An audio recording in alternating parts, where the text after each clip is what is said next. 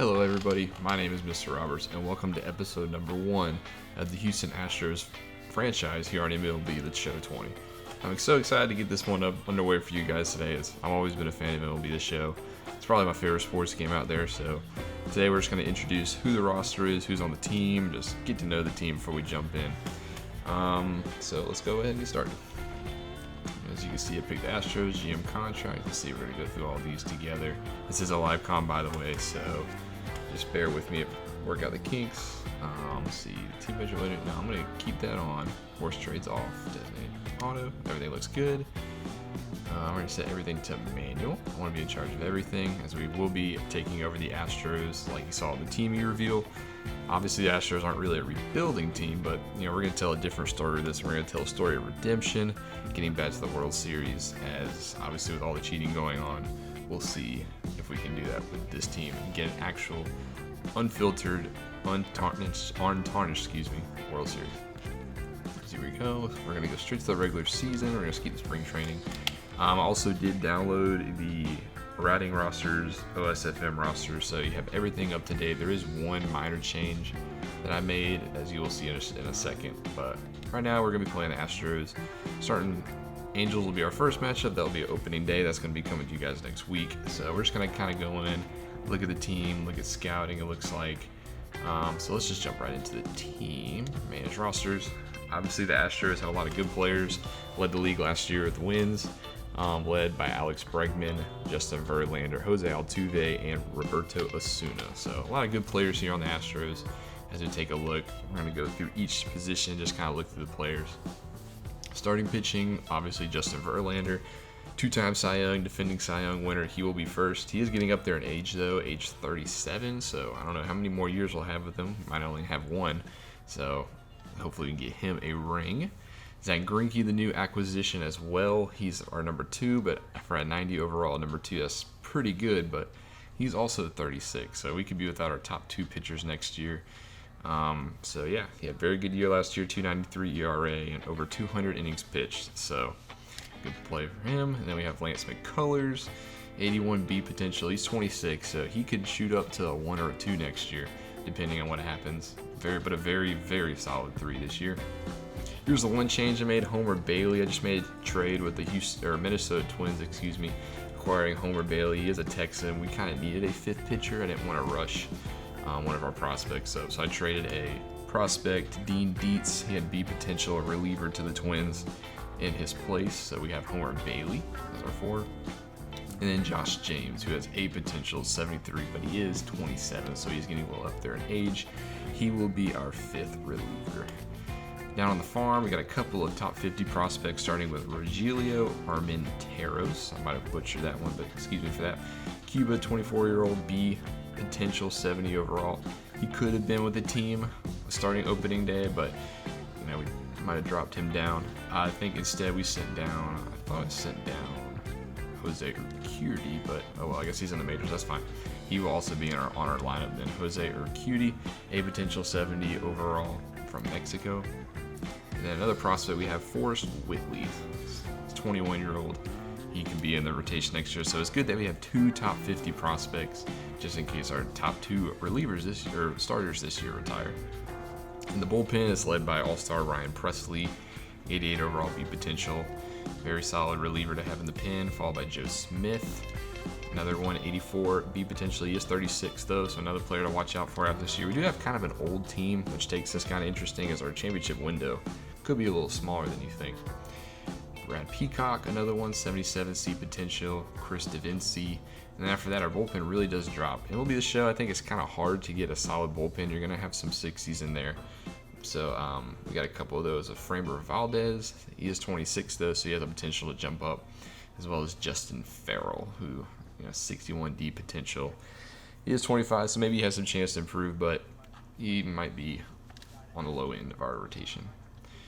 A couple of prospects, Austin Pruitt, watch out for him. Well, not really a prospect, but in the minors. He is a 71. He might have a chance to make majors. Brian Abreu, another solid one. Looks like he's the one they sent down for me. Brian Abreu, 62 overall, A potential. Has a very solid future in our bullpen. And then for closer, Roberto Osuna, very solid closer, but has a very shady past. So we'll see what happens to him. Might throw a little curveball in with that one. But in the meantime, very good, solid closer to have in the rotation. Catchers brought back Martin Maldonado to be a starting catcher. 77 speed potential. We need to find a catcher of the future probably, but Martin Maldonado hit 213 last year. He's a catcher as of right now. We have Garrett Stubbs on the bench. Could be the catcher of the future. Who knows? We'll see what happens in this position.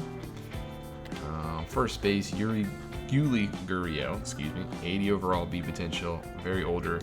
Not a lot of experience in the majors, so to speak, but he's hit above 262 every year, above 290 every year besides his first year. So it's very solid to have Yuri at first. At second, we have, of course, Jose Altuve, the 5'6" superstar, 93 overall A potential. He hits the ball like crazy, 298 last year. Whether that was because he had a vibrator on him or not, this year he is not going to 100%, so he will be our second baseman. Alex Bregman at third. Already kind of touched on, just another solid infielder, another solid superstar to have on this team. Shortstop Carlos Correa, 85A, solid player. He's already kind of come into his own, but he has even more to tap into. In the past couple of years, he's only 25, so another face of the franchise for the few years to come. So I like Carlos Correa a lot. Left field, we have Jordan Alvarez, 85, another A potential, a very young prospect. This is where the young blood starts to come in. He can mash the ball off a right-hander. He can also do the same versus lefty. So Jordan Alvarez will definitely help out a lot at the plate. In the bench, you got Michael Brantley also. 85 B potential, and he's the second best left fielder on the team. So that's not bad to have. Michael Brantley. Kyle Tucker, 70 overall A potential. Another good prospect to have. So outfield looks pretty set for the future. Center field, George Springer. He's hit that 30 mark, but obviously we know all about George Springer. Can hit the ball. Just like a lot of people on this team, there's a very good contact hitting team, very good power hitting team. Just really no weaknesses, but George Springer, another solid player to have in center field, 70 speed too, so pretty solid center field. You'll see Miles Straw on the bench. He's got a nice young prospect, 25 years old, B potential. And in right field, you'll see Josh Reddick. Maybe even put Michael Brantley out there from time to time, but Josh Reddick will be the right fielder, 77C. Not as good as the other ones, but still a solid outfielder to have. And that mostly does it for our major league lineup. Already touched on a couple prospects down in the minors. We'll be doing more prospects in depth as the season goes along. That's something I also have in store for this series. We'll take a look at, let's see, where can we go next? We'll take a look at contracts, I guess. Oh no, not contracts, excuse me. We'll take a look at the top prospects. That's where we'll go next. Gavin Lux, I am using Rise roster, so Gavin Lux is a top prospect to look at, 81A potential.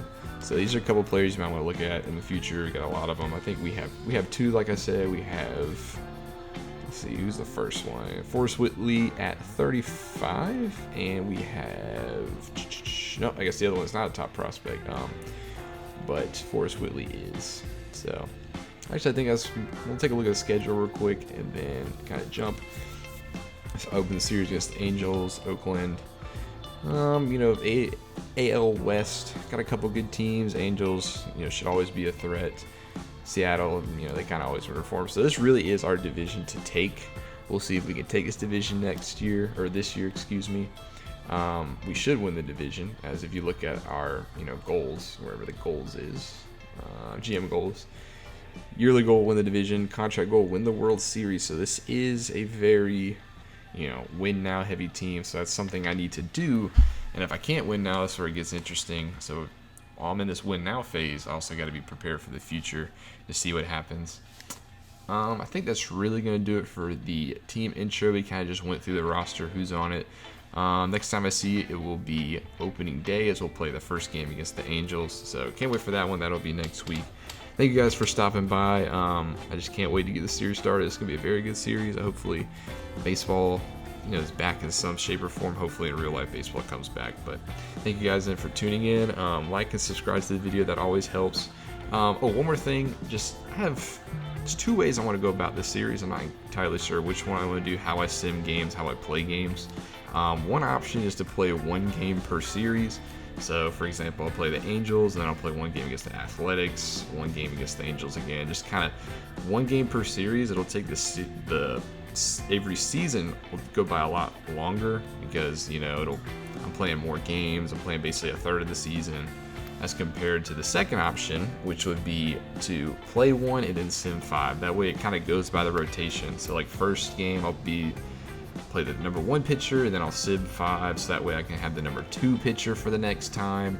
I won't play every series, as I'll have to end up skipping some. Like for example, I'll play this game against the Oakland, but when I go to the number 3 pitcher and I sim 5, I'm gonna miss the Angels and this Mets series.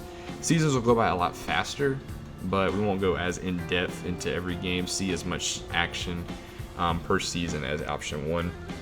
I'm open to both options. I'll probably throw a poll up on my Twitter, which you can go follow. I'm going to leave that in the description below.